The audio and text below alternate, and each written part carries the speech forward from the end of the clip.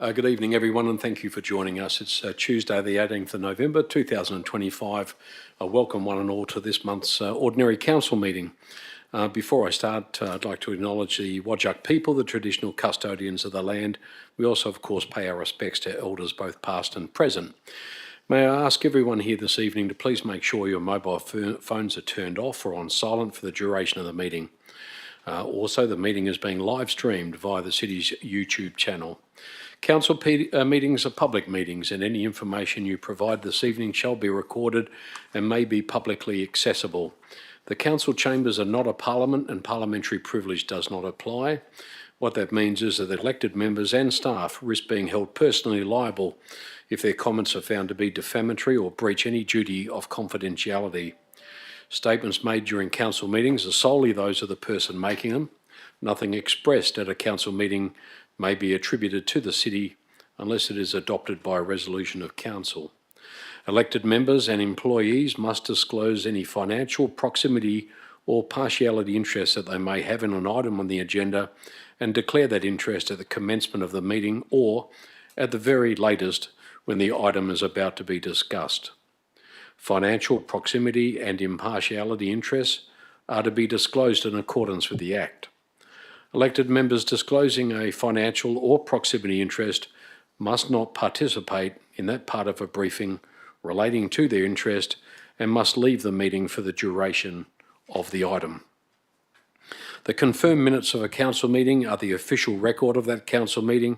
As required under the Local Government Act, the City does publish a video recording of the meeting. Recordings are not to be copied, republished or reproduced without the City's express permission. At item 2, attendances, apologies, there have been none received. Approved leave of absence, similarly, there are none. Disclosures of interest, Acting CEO Graham Bride. Can I ask at item 3, are there any disclosures? Through you, Mr Mayor, there's no financial declarations of interest, but we have 3 impartiality declarations. The first is from Mayor Hall. Item number OC-017-25 on page 10 of the agenda. The item relates to the new lease for the Corinthian Park Tennis Club. The nature of the interest is the Mayor is a member of the Corinthian Park Tennis Club. We have a impartiality interest from Councillor Luke McCorkell for CC-022-25 on page 21 of the agenda, and that relates to the monthly financial report for September 2025. The nature of the interest is Councillor McCorkell is the president of the Riverton Football Club and they have been awarded a grant. We have the last one from Councillor Sekhon, which relates to OC-017-25 on page 10 of the agenda, which is the new lease for the Corinthian Park Tennis Club. The nature of the interest is Councillor Sekhon's children have attended in the past before school tennis lessons with a coach from the Corinthian Park Tennis Club. Thank you, councillors. Thank you, Acting CEO. We move to item 4, which is announcements by the presiding member, of which there are none this evening. Reports of delegates without discussion at item 5. Does any elected member wish to present a delegate's report? No, thank you. We move to question time for the public. Responses to previous questions are taken on notice. There are none at that item. We have no questions tonight from members of the public. We do have a deputation coming up, but no questions from the public, so I don't propose to either officially open or close the item. We shall move on to item 7, which is the confirmation of minutes for the ordinary council meeting held back on the 28th of October 2025. The recommendation is that minutes the minutes of the ordinary council meeting held on that date be confirmed as having been circulated.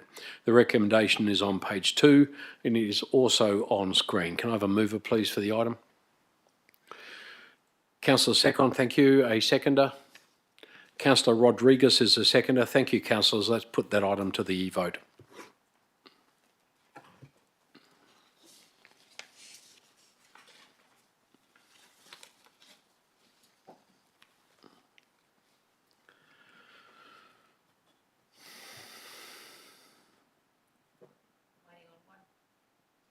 I'm waiting on one more vote. We've got 10 there, I think. We've got one missing tonight. 6, 7. Oh. Apologies for that. That's all right. The motion to confirm the October OCM minutes has been carried unanimously with all 10 voting in favour. Thank you, Governors. We move on to item 8, the receiving of petitions, presentations and deputations.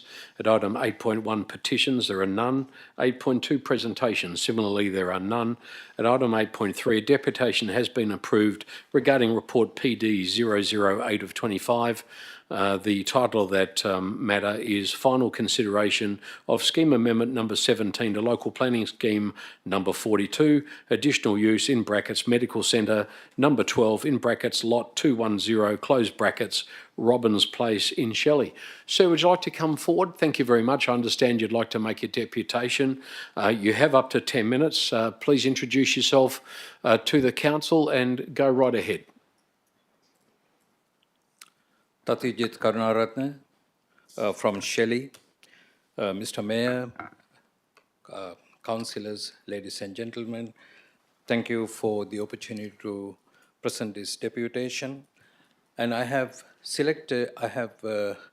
attached 5 photographs which will help you all to understand what we try to urge the council to do. Now, this is Robbins Place. When you stand on Robbins Place and looking at number 12, this was back in 2021.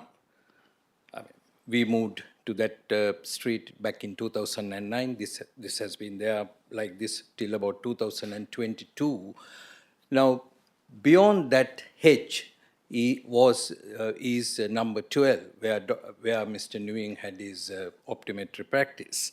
And those, you will see that the driveway is to the right-hand side. It was a narrow driveway, and we couldn't see the Leach Highway at all. And these, on the left-hand side, these bushes, we know that since we lived there, those bushes stood on the council verge, and that was not in the compound of number 12. Now, I'll take you to the next one. Now, this is, I'm afraid it is, I don't know whether I can zoom it in. This is how it looks now.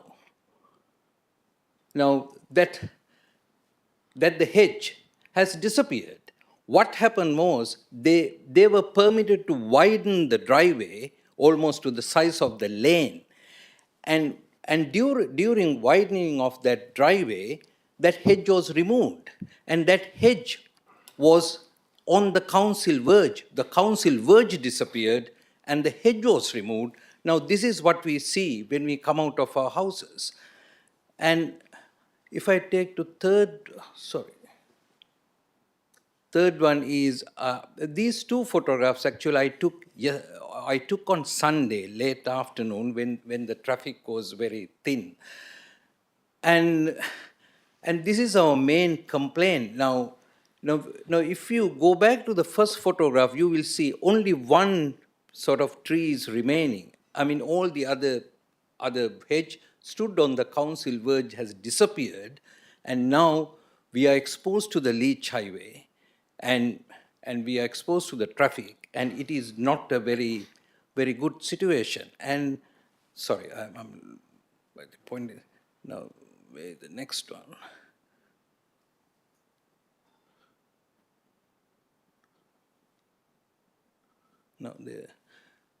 Now, before I mean, this is the aerial photograph I took from Google. Now, our request is you will see a red line that I have drawn on that council verge. We request that the council to grow a hedge, a thick hedge, which will provide a screen between the Leach Highway and the Robbins Place. And if I draw your attention to the right-hand corner of that building, now there's a fence. They have put up a fence from their building, the right-hand side. There's a car park. It is fenced off. I mean, we understand there are 2 competing interests. We want our street not to get exposed to Leach Highway, but these people are running a business. They don't live there. They come there in the morning and they go back to their residence in the evening. So they don't care what is the impact on Robbins Place. And they might want this place to be open for advertising purposes. If they want that, they can open up their fence on the right-hand corner, and they can expose their building and put up their any posters or anything on that wall. And we would urge the council to grow a very thick hedge along that council verge. If it is the council verge, the council, the say is for the council. I don't think they can object, even if they we believe that they have no say because council come and plant trees on our verge, and we can't object. So the same rule should apply. And there's one more photograph. If I can. Now this is Leach Highway. I took these photographs again yesterday. Leach Highway diagonally opposite to Fifth Avenue, because I took these from my phone, so I can't zoom in. I'm drawing your attention to that hedge that is on the other side of Leach Highway. So we would say, have something like that on that verge, so that we will have that same cul-de-sac we enjoyed for years, for decades. And I know that when people object to these businesses, we become bad people. We try to prevent businesses, local businesses. And I read the agenda paper, and it says that for the growing population, these are needed. Well, we have anyone check their client base, their addresses? I can say with responsibility, a lot of people in Rosmoyne and Shelley don't use this supplementary service because there's a OPSM in the Bull Creek Shopping Center and then the Riverton Shopping Center. There are so many Specsavers. People go there because they have a better choice of frames. Actually, I went to these optometrists only once, Mr. Newing, and then he tested my eyes. When I went to select frames, they don't have a choice. They didn't have a choice at that time. So a lot of people living in these suburbs, they go to those places. In the report, it says to justify that these are needed because with the growing population, these services are needed. And I would ask the council to check the addresses of their client base. And a lot of people drive from distances to that place, their old clients. And our major concern is our lane getting exposed to Leach Highway. And we would urge you all to put yourself into our shoes. If you were living down Robbins Place, would you have liked to get exposed to Leach Highway like this? I'm pretty sure if the people who are running this business at number 12, if they were living in that house, they would have adopted a different strategy because I'm sorry to use this word, but this is very selfish motive. You buy a property, you don't care what happens to the suburb, you don't care what the sentiments of the people who live down that road, and you just decide to widen the driveway for selfish reasons, and then they have created this, and we would very kindly request you all to look at it from our point of view and to grow a very thick hedge, and we would like to help the council in any way we can if they need any help to grow a thick hedge, which would satisfy our requirement for the moment. And about the traffic, and I was a little surprised to read that report. I'll just ask you to start winding up. We've got about 1 minute. Right. I'll stop at 1 minute. And the traffic, it says there's no traffic issue, but it started as a one practitioner. Now it is going up to 3 practitioners. If 3 practitioners are operating at the same time, the traffic will be threefold. And then there will be application in the future for practitioners and where it is going to end. And those are our concerns. And thank you, Mr. Mayor. Thank you, councillors and ladies and gentlemen, for giving us this opportunity to make this deputation. I Thanks. appreciate you coming down and addressing the council. Thank you. Councillors, we move on to item 9 on tonight's agenda, which is application for leave of absence. There are none. At item 10, questions by members of which due notice have been given. Councillor Hurn has asked a question, the question being, can you please provide the following de-identified data for each of the 2021, 2023, 2025 City of Canning local government elections? 1, how many infringements were issued by election signage infractions? 2, how many election signs were removed and held by the City of Canning officers? 3, how many election signs were removed by City of Canning officers and left in place? And 4, any other enforcement actions taken? I'll refer to Acting CEO Graham Bride for a response. Acting CEO. Thank you, Mr. Mayor. We'll start off with the signs impounded. So 2021, there were 28 signs. 2023, there were 129 signs. 2025, there were 70 signs impounded. In terms of the fines issued, 2021 there was 0, 2023 there were 46, and 2025 there was 0. In terms of the de-identified candidate data across these elections, we will include this information in the November OCM minutes. Thank you. Thank you, Acting CEO.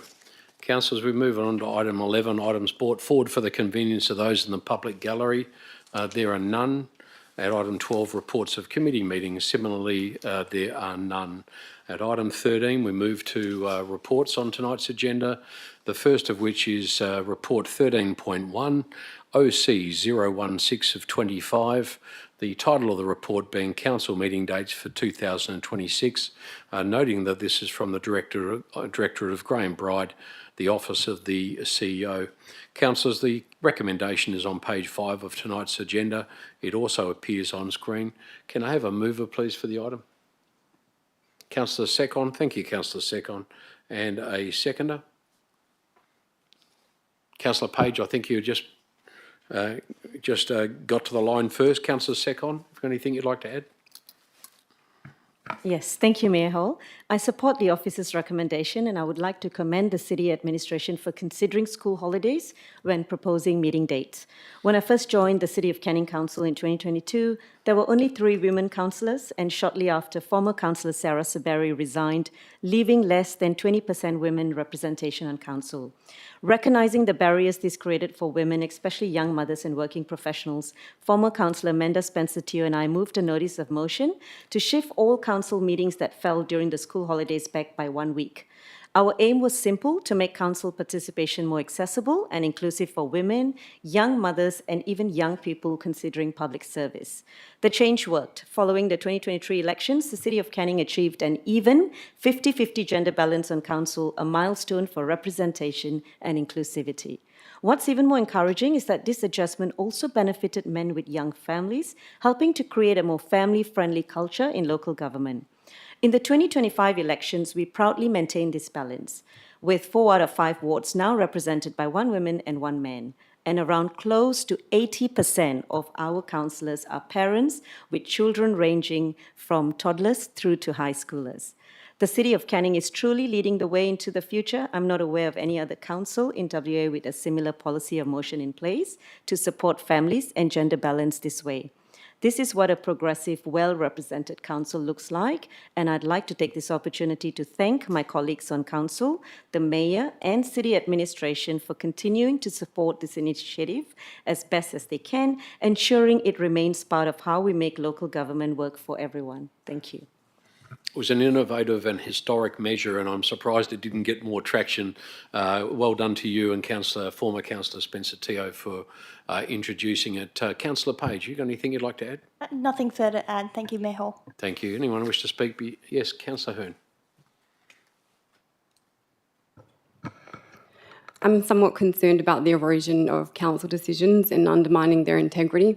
While the use of the word consideration in NOM 00523 gives the city officers legalese opportunity to sidestep the intent of the motion. I think the rationale of the NOM is I just have to unequivocal. interrupt you there. Sorry, are you speaking against the item or in I'm favour? going to make that clear.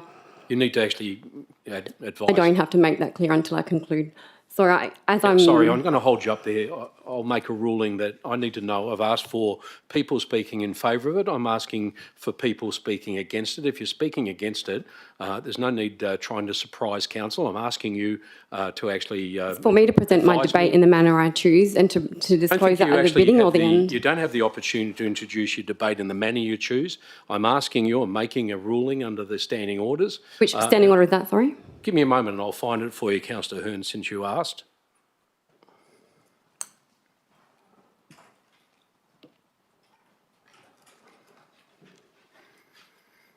It'll be Standing Order 14.2, where local law does not apply. In situations where one or more clauses of the local law have been suspended or a matter is not regulated by the Act, the presiding member is to decide questions relating to the conduct of the meeting.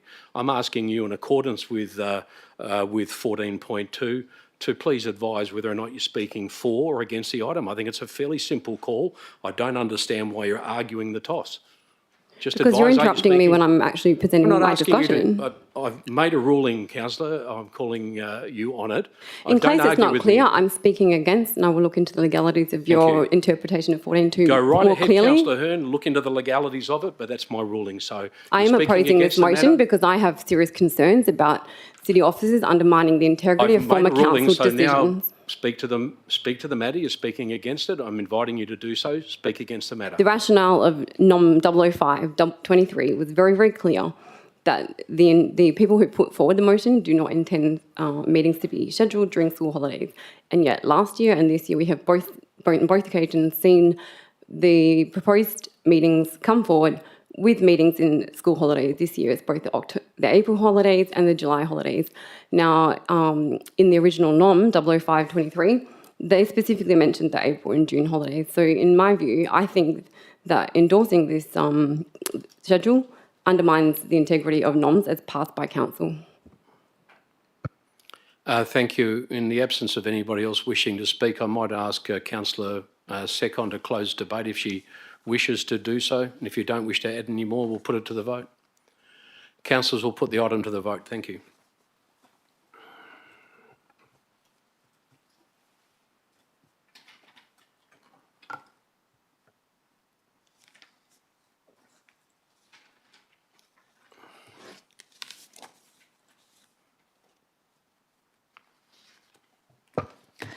Motion OCO 16-25 has been carried with 9 voting for the motion and Councillor Hurn voting against the motion.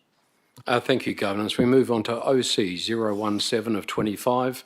The title of the report is New Lease for Corinthian Park Tennis Club. Notwithstanding, I've made a disclosure of interest in relation to the matter. The officer's recommendation is on screen. Can I have a mover, please? That would be Councillor Kunza. Thank you, Councillor Kunza. A seconder for the item? Councillor Sekhon, thank you very much. Councillor Kunza.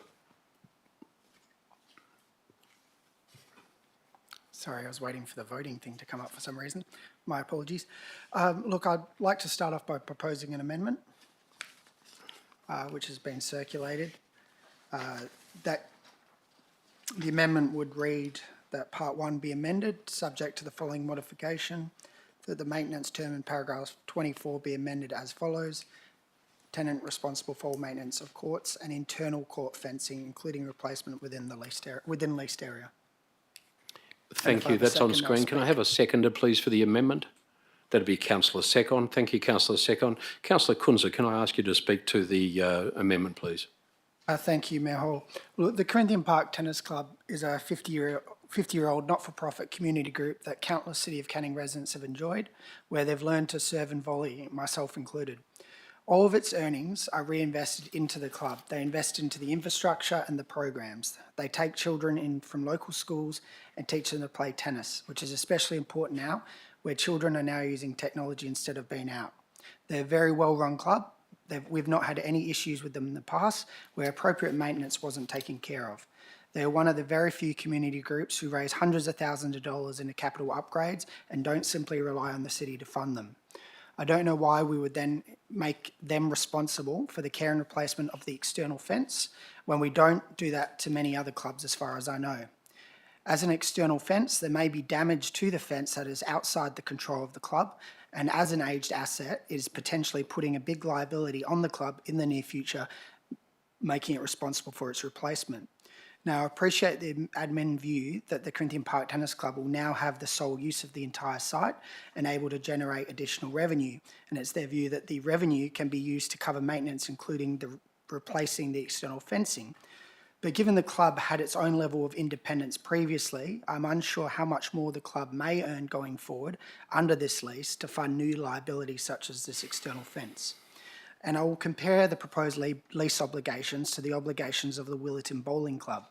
Now, I attended their facility opening back in 2014 that was funded by state government election commitment and the City of Canning.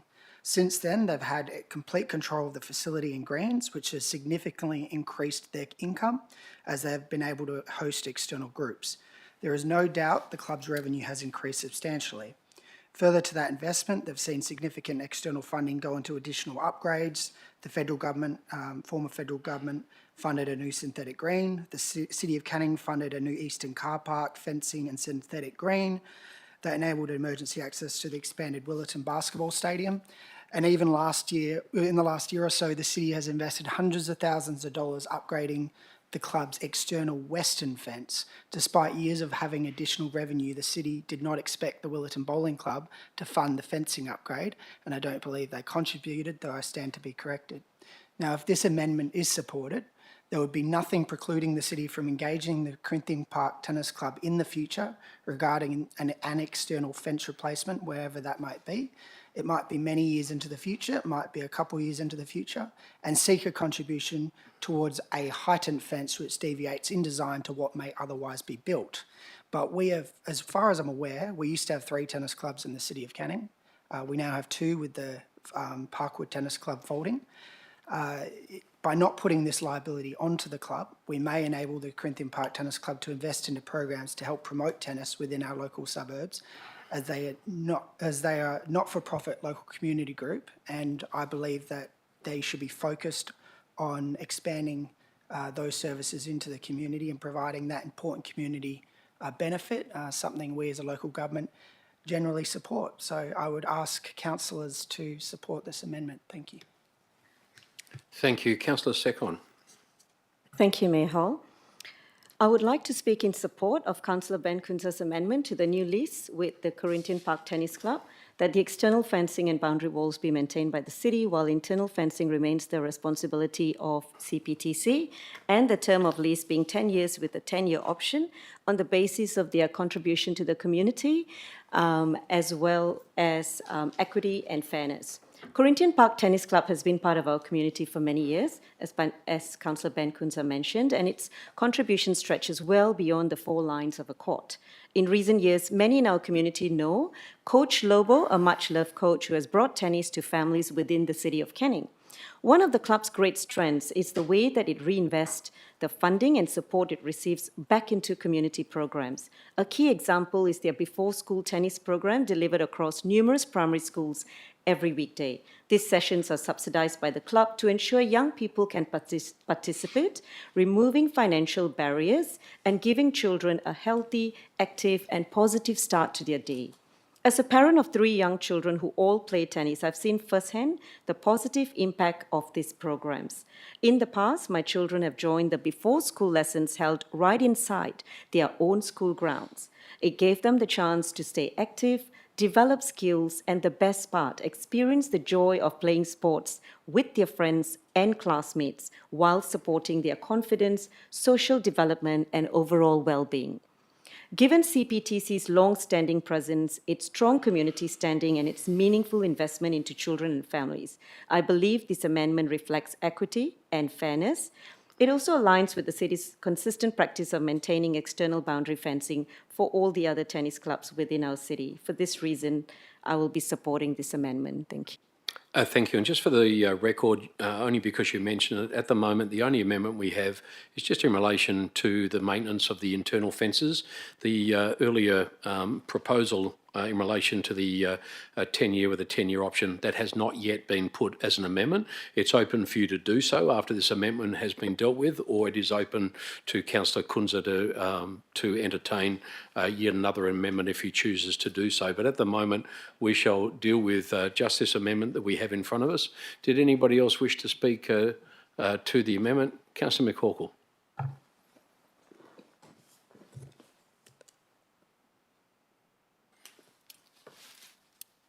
Just a quick one. I just wanted to understand what, I'm in agreement by the way, what the external fence maintenance program is with the City of Canning for all external fencing around the City of Canning. I just wanted to understand that because as I went for a drive past last night, I noticed that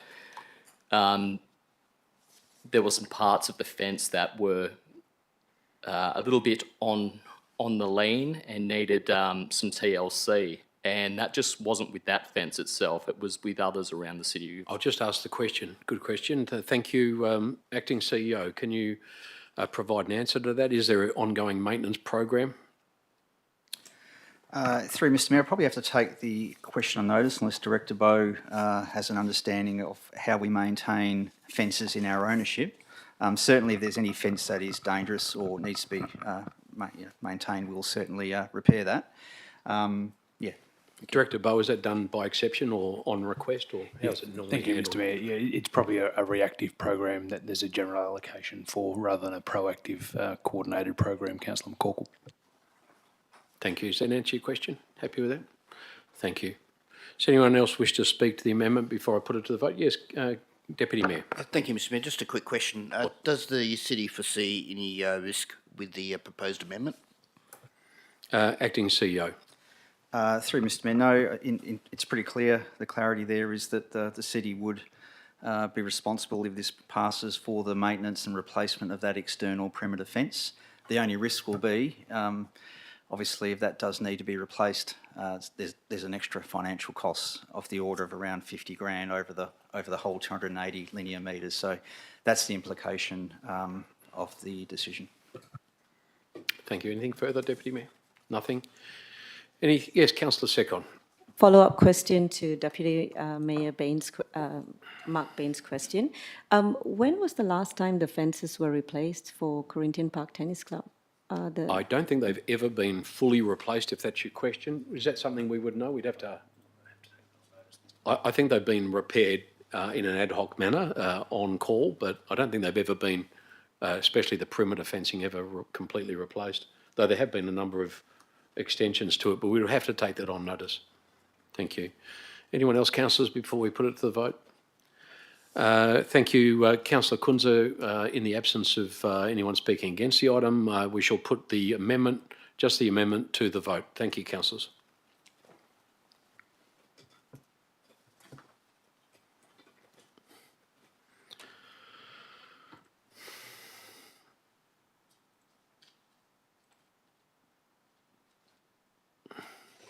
The amendment to item OCO 17-25 has been carried with 9 voting in favour, with Councillor Hurn voting against the amendment.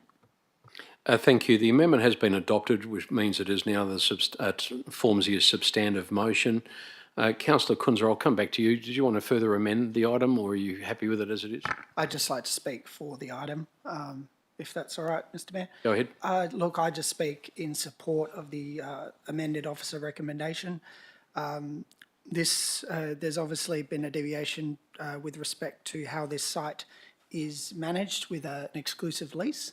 I'd like to commend the CEO and the staff for putting that forward. There's been obvious conflict in the past with respect to how that site is managed with events at the same time as tennis events, and at the end of the day it is a tennis club.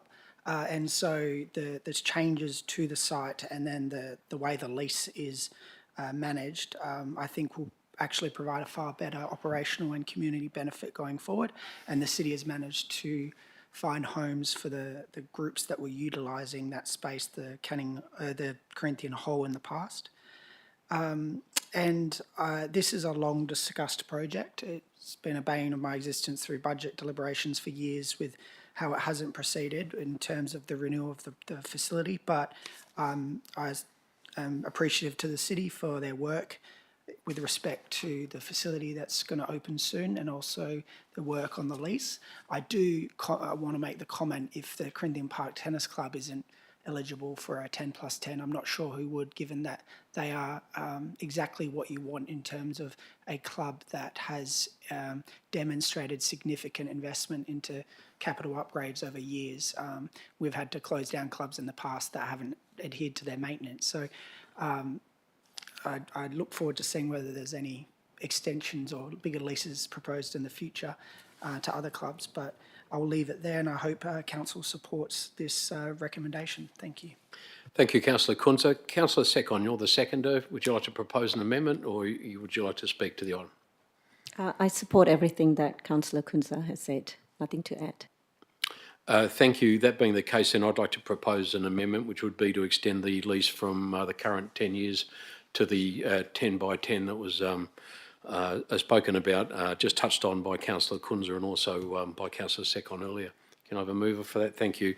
Seconder would be Councillor Kunze. I'll just speak to it very quickly, councillors. The governance, I believe that you have, Councillor Kunze, provided some earlier context around it. You've got that on the screen. Are you able to put it up on the screen?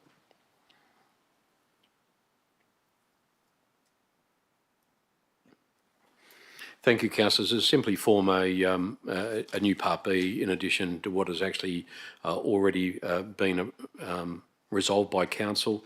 I'm proposing this just based on the size and scale of the club. It's a significant investment in this site over half a century. That's how long it's been here. And also the exclusive use of the property, which has already been approved. And that is the reason why, as Councillor Kunze rightly said, if any club in the City of Canning has a solid reason for a longer extension, I'm unsure why we wouldn't entertain that. This club is going nowhere, it's growing.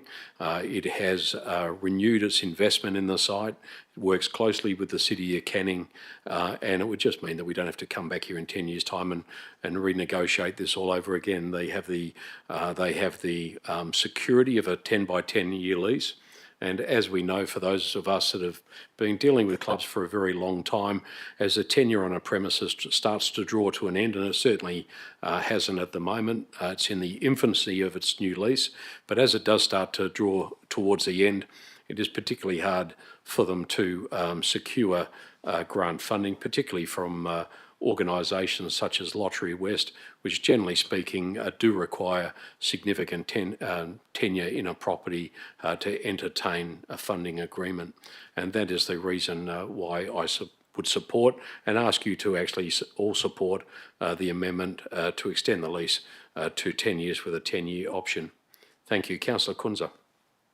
Thank you, Mayor Hall. Look, in hindsight, given I spoke to why I think it should have a bigger lease under the policy, I should have just done it. I support everything you've just said.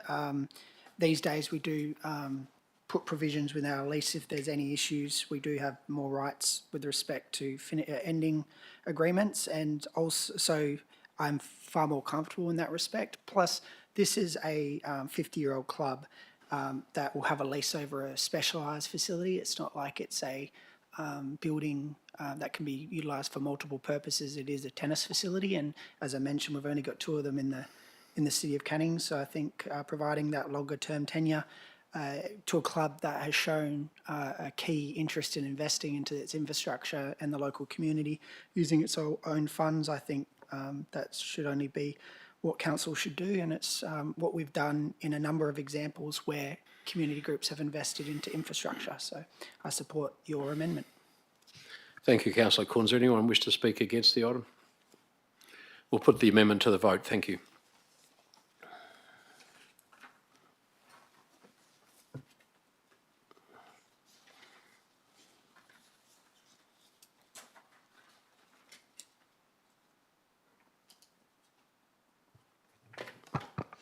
Amendment 2 to OC-01725 has been carried with 9 in favour and Councillor Hurn voting against the amendment.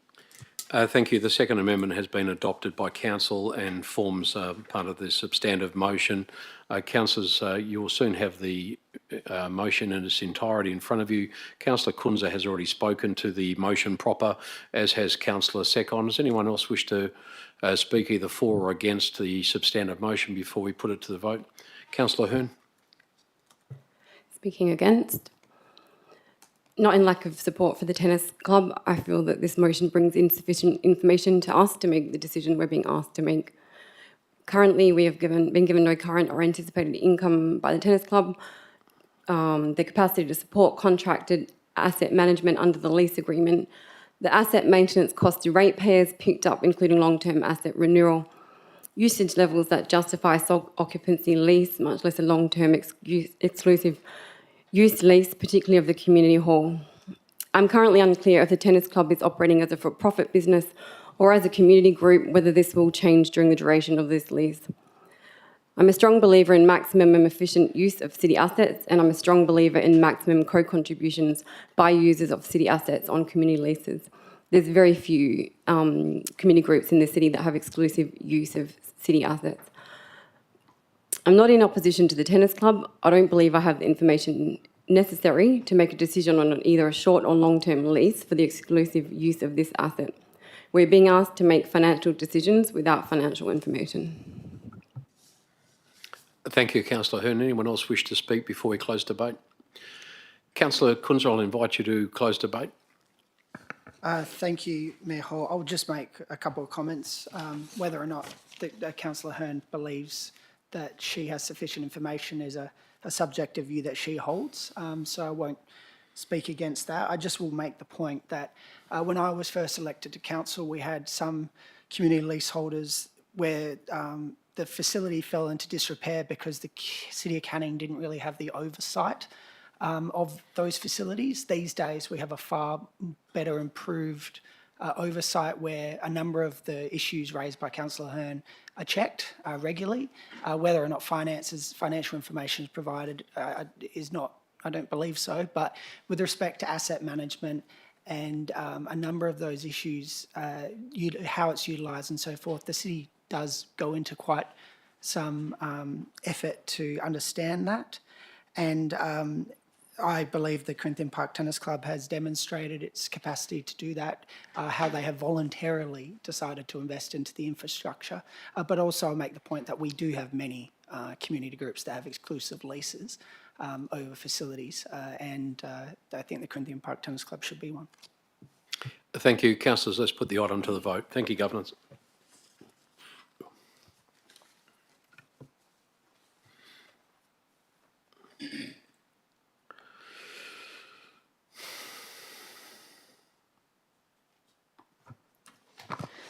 Substantive motion is amended. OC 017-25 has been carried with 9 in favour, with Councillor Hurn voting against the motion.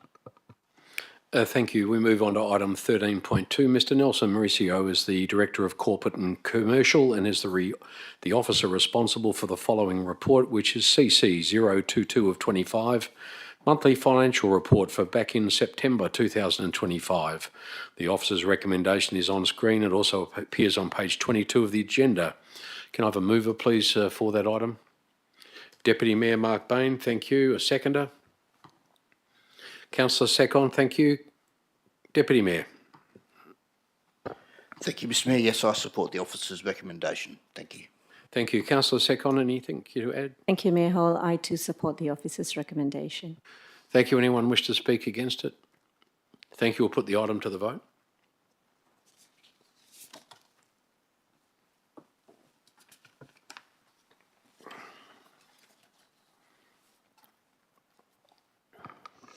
Motion CC 022-25 has been carried unanimously with all 10 voting in favour. Thank you. The next item is CC 023 of 25. The item is the proposal to rescind record-keeping policy CM181. The officer's recommendation is that Council rescinds policy CM181, record-keeping. The recommendation is page 62 of tonight's agenda. It also appears on screen. Can I have a mover, please, for the item? Councillor Kunza, thank you. A seconder? Deputy Mayor, thank you. Councillor Kunza. Mayor Hall, look, I'll be supporting the officer recommendation with respect to rescinding CM 181 record keeping because it is an administrative policy that is outdated, doesn't align with modern legislation or the city's current procedures. I do, however, I did raise some questions last week and I still continue to hold concerns with respect to what's been asserted or the difference between what the City of Canning or a government organisation's responsibilities to record keeping pertain and then what the actual elected members' legislative responsibilities are. It's on the public record that I've gone through a lengthy local government standards panel process and subsequent SAT appeal. It took a long time for me to fight to get no sanction applied, but throughout that process it was quite damning for me to find out that the advice I'd been received with respect to our record keeping obligations wasn't aligned with what was stated in the Act or the City of Canning's record keeping plan. And for 10 years we had that plan that basically didn't state that the city elected members had anything. It spoke to commissioners. And so given that even the State Solicitor's Office and the presiding member at SAT went out of their way to say that we didn't have legislative responsibilities, and the presiding member spoke to the fact that I was misplaced to follow the WALGA training advice. So I welcome Director Mauricio's offer to actually speak to these issues. I would like to have further discussions. I actually appreciate whether an advice note is relevant under the threshold that I saw first hand going through that SAT process, whether an advice note is sufficient to place those obligations on me, because fool me once, as they say, I'm not going to be fooled twice and go through this similar process in regard to not understanding how I should go about my record keeping obligations. So I look forward to having that discussion, and I'll leave it there. Thank you. Deputy Mayor. Yes, thank you, Mr. Mayor. Yes, I support the officer's recommendation and the rescinding of policy CM 181. Now that it is deemed redundant, given the city's approved record keeping plan and the State Records Act as well, and also the updated CEO instruction. And also thank Director Mauricio for the information he shared with us this week. Thank you. Thank you. Look, I just wanted to add just quickly, just based on some of the conversations that had occurred earlier this week, and I thank Councillor Kunze for raising some of those concerns. I did have a conversation today with the acting CEO and also the acting manager of governance and Ms Cornish as well, just to talk about some way in which we can better use the hub and implement a channel that talks to elected member responsibilities other than just our policies, and we're going to actually look at implementing a channel on there that might actually provide direct link or at least some guidance to councillors, some up-to-date guidance in relation to some of our responsibilities, including record keeping, which, as Councillor Kunze has rightly said, is a bit of a it's a bit of a black hole and difficult to negotiate, and I think that'll be helpful to council and also especially our newer councillors. So I'm assured that that is something that can be done, so we'll look towards working with that, and if anyone has any ideas on how that should look or what should be on there, I'm sure our acting manager of governance would be very happy to hear from you. Does anyone else wish to speak on the item before we put it to the vote?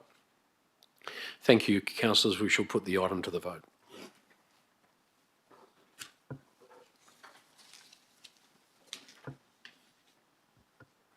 Just missing one at the moment.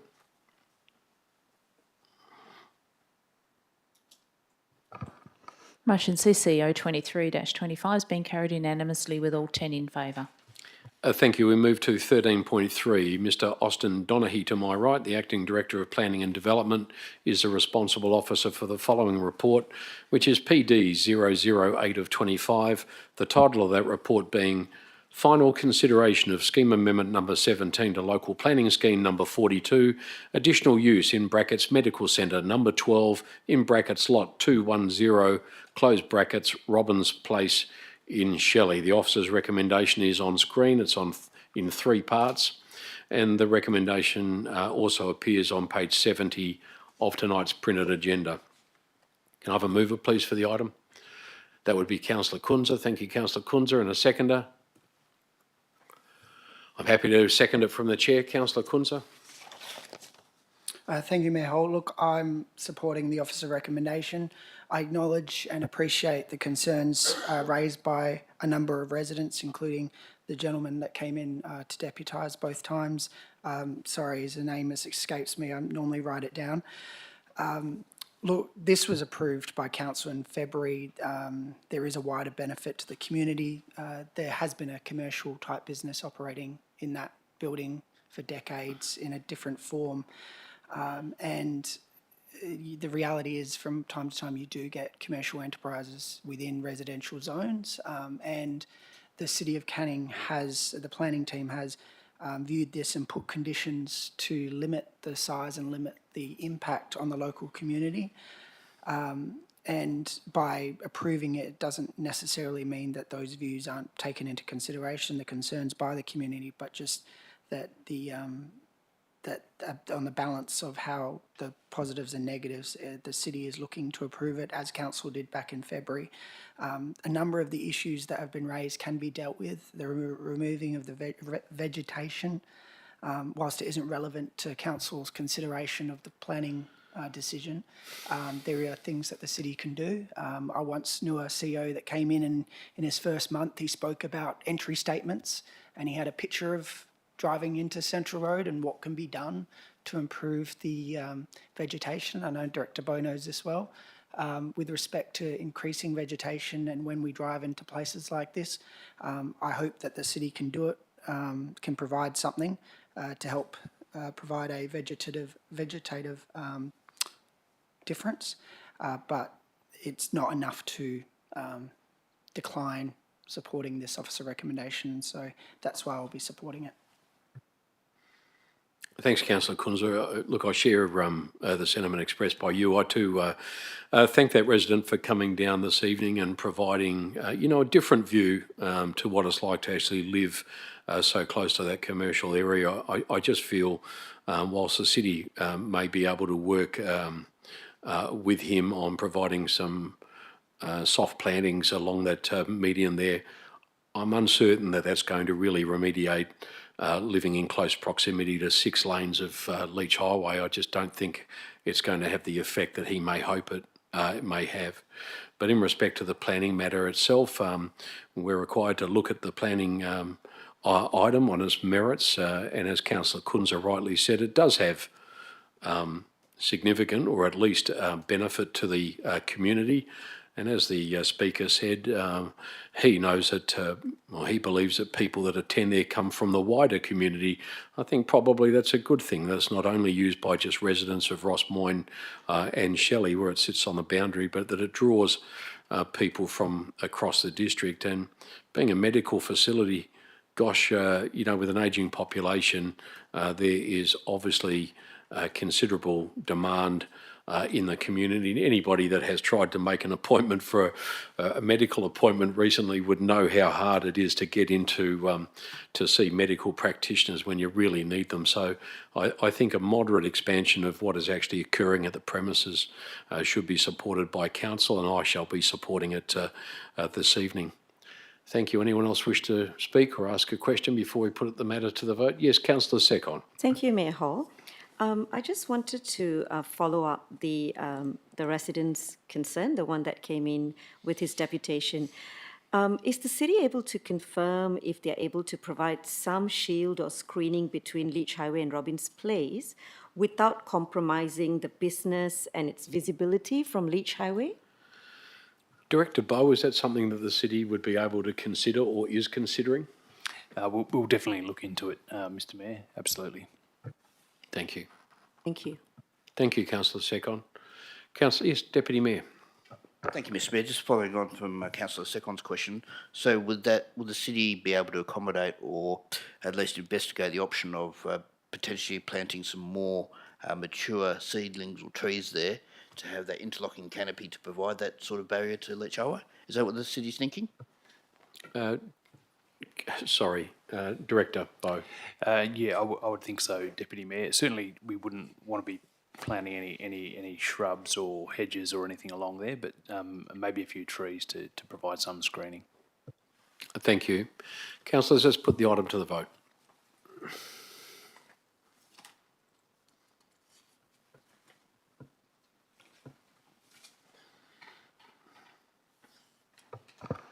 Motion PD 008-25 has been carried unanimously with all 10 voting in favour.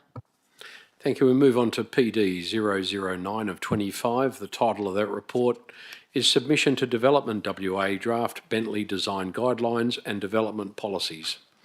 The officer's recommendation is on screen. It also appears on page 90 of tonight's agenda. Can I have a mover, please, for the item? Deputy Mayor, thank you. A seconder? Seconder? Councillor Page, thank you. Deputy Mayor. Yes, thank you, Mr Mayor. I support the officer's recommendation, and I also share some of the concerns that they put forward, particularly regarding the proposed car parking requirements. The minimum 1 bay per four student accommodation units does not seem sufficient, and also does not take into account students' transport needs outside of getting to and from university, particularly for work. And the STRA parking at 1 bay per 4 dwellings, that's even inconsistent with the state's own STRA guidelines. And I also think that in addition to those concerns, that having some sort of CCTV strategy in either the guidelines or the development policies would have been nice to have seen, given the importance of that to safety and security to the local community. And I hope that DevWA strongly considers the city's recommendations and incorporates the suggested changes. Thank you, Mr Mayor. Thank you, Deputy Mayor. Councillor Page. Thank you, Mayor Hall. I am in support of the officer's recommendation. I do want to commend the officers on their work and hope that they do take it on board, especially as Deputy Mayor Bain was saying about the parking situation. It is better if this new precinct does meld in with the city's own planning framework and make it consistent rather than having different areas having different rules. I think it would be much better. So hopefully they take this feedback on board. Thank you. Councillors, anyone else wish to speak for the item or speak against it? Thank you. We shall put the item to the vote.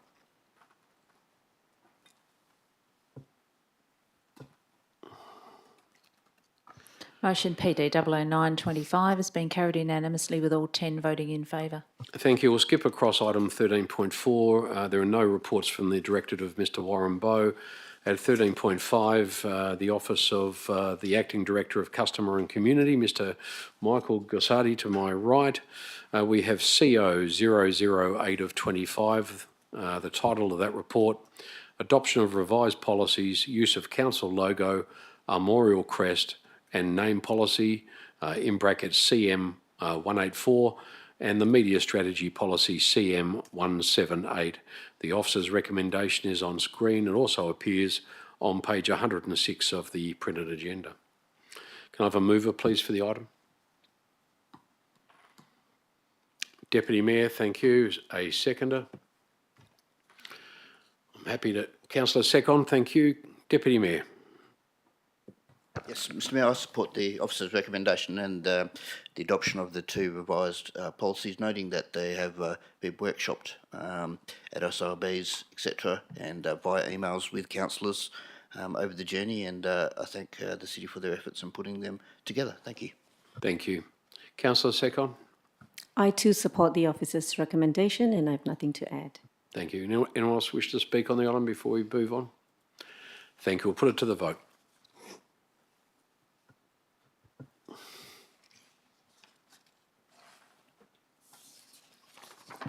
Motion CO-008-25 has been carried unanimously with all 10 voting in favour. Thank you, councillors. Thank you, governance. Item 14 is the next on the agenda, motions of which previous notice has been given. Councillor Sekhon and Councillor Paul Tuchek have submitted a notice of motion. It's NOM 007 of 25, the title of which is Public Access Ways Lighting. The notice of motion is in 5 parts and appears on page 118 of the agenda and is also on screen. The mover is Councillor Sekhon. The seconder is Councillor Tuchek. Councillor Sekhon.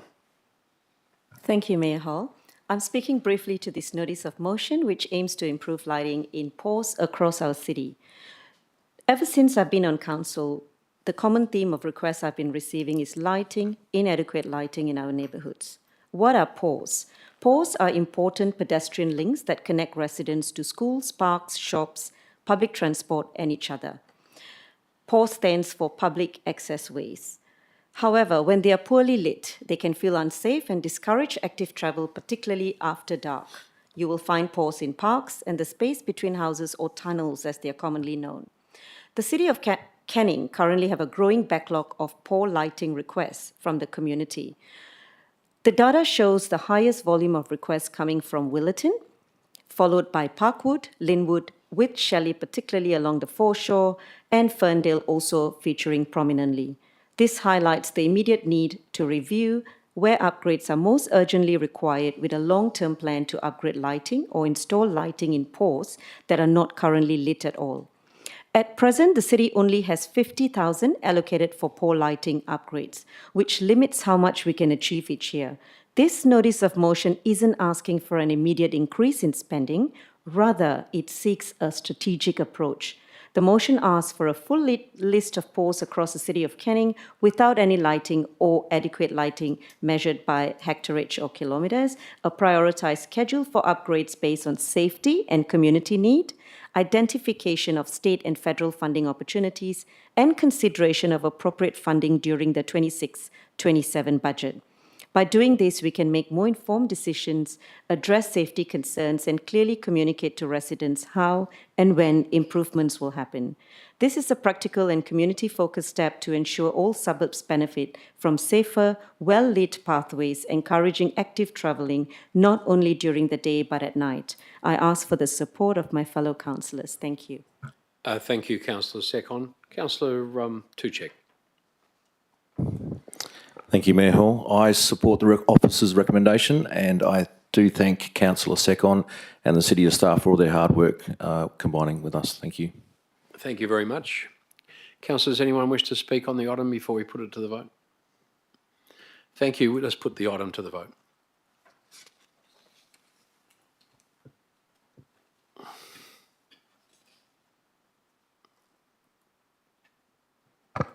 Motion NOM 00725 has been carried unanimously with all 10 voting in favour. Thank you. At item 15, urgent business, there is none. At item 16, similarly, confidential matters, we have none before us this evening. At item 17, being closure, there being no further business, I now declare the meeting closed. The time being 7:02 p.m. I'd like to thank everybody here for their attendance this evening. Thank you and good night.